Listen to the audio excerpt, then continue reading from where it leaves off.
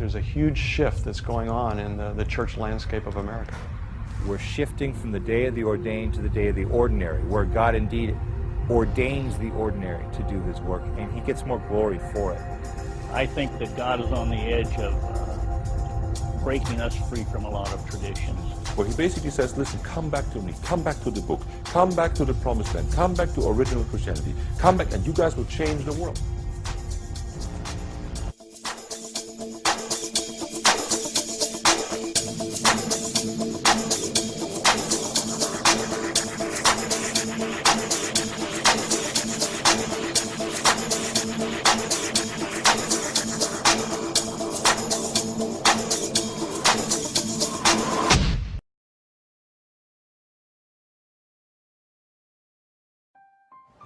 All around the world, people are moving back to a simpler Christianity. They're leaving behind man-made traditions and asking the question, what does church look like without all the religion? The problem for us here in the West is that for most of us, all we know about doing church is what the traditional church taught us. But we have to go back to the church of the New Testament, back to the church that Jesus talked about. God is using traditional churches in amazing ways, but he's also revealing a new way of doing things. He's pouring out a new wine, which requires a different kind of wineskin. It's not just a smaller version of what we've done before, it's a whole new way of life. But what do you actually do when you come together? What's different, other than the size of the room that you meet in? It's not about coming up with a better system. The idea is to allow the Holy Spirit to do his work without us getting in the way.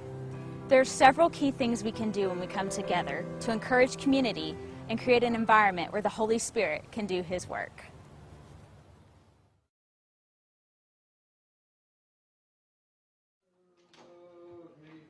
This I know, for the Bible tells me so. Simple church is not Honey, I Shrunk the Church. It's rather a family. It becomes much more of a family. And if the needs are such that family isn't the theme for this week, you shift into being a hospital. If somebody's really got a severe problem of some sort, you sort of shut everything down, take care of the immediate problem. Sometimes you cycle into being a school because there's teaching that needs to happen. And sometimes, hopefully, you cycle into being an army. House church, or sometimes we use the word simple church, does not mean simply meeting in a home. It's a far deeper and more serious revolution than that. What it means is a shift in the way you think about church. I grew up in traditional church. I was a traditional church pastor. And what we saw as church really was the result of a program that you implemented in the context of a meeting.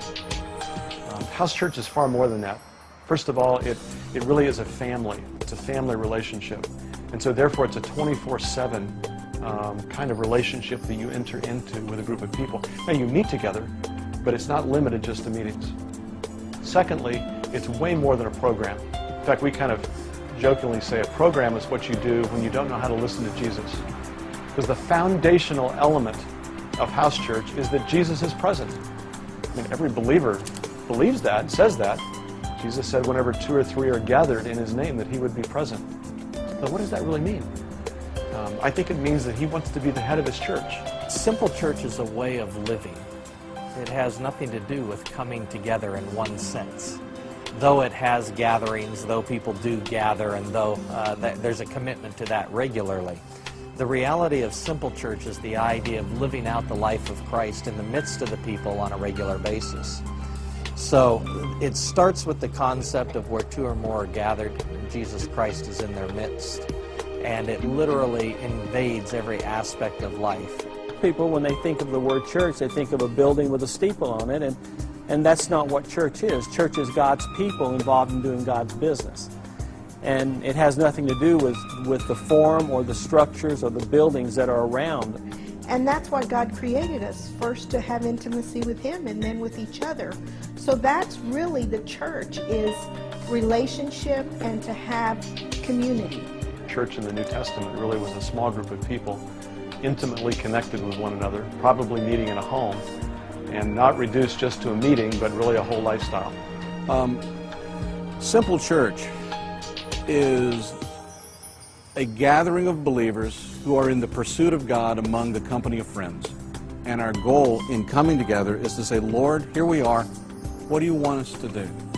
And every church gathering, every gathering of the ecclesia will be different. Some days it's going to be just prayer.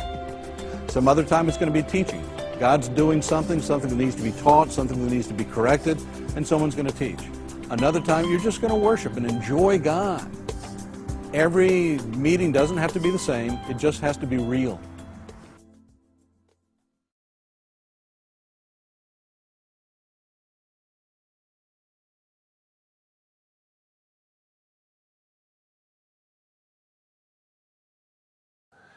A typical house church, basically about 10, 15 people would do 4 things. They would have a meeting, M-E-A-T-I-N-G. They would eat. There's something about eating together that just kind of breaks down the walls. I mean, it's like having communion when you have a meal. And that's what really it's all about. It's a grand part of fellowship to me. It brings people together. You know, the joke is how do you spell fellowship? It's 4 letters, F-O-O-D. We love to have that. The eating business was absolutely crucial to the ministry of Jesus. He was almost a specialist in eating in other people's homes. And if he wasn't invited for food, which was all the time, he was bold enough to go out in the streets and said, Zacchaeus, come down from that tree, I've got to eat in your house. So he invited himself. Quite a guy. Secondly, they were sharing life, not an hour. Life means you share material blessings, you share spiritual blessings, and you do this all the time, and there's nobody who does it for you. Everybody does it with each other. You know, if you walk in with a problem and you walk out with the same problem a couple hours later, the group has failed. You know, there's been times that in my business I've had slow periods. You know, as a general contractor, a builder, and we'd have good times, we'd have slow times. And, you know, the church was always there to provide. And whatever my need was, they would cover it. I couldn't drive because my head was swimming, and for a day or 2 I was even nauseated as well. But I knew that my home church people, they would help. And so I went Sunday night, someone took me, picked me up and took me with one of the other members, and then I shared the problem. And I believe it's really right to say every member over the next hour or day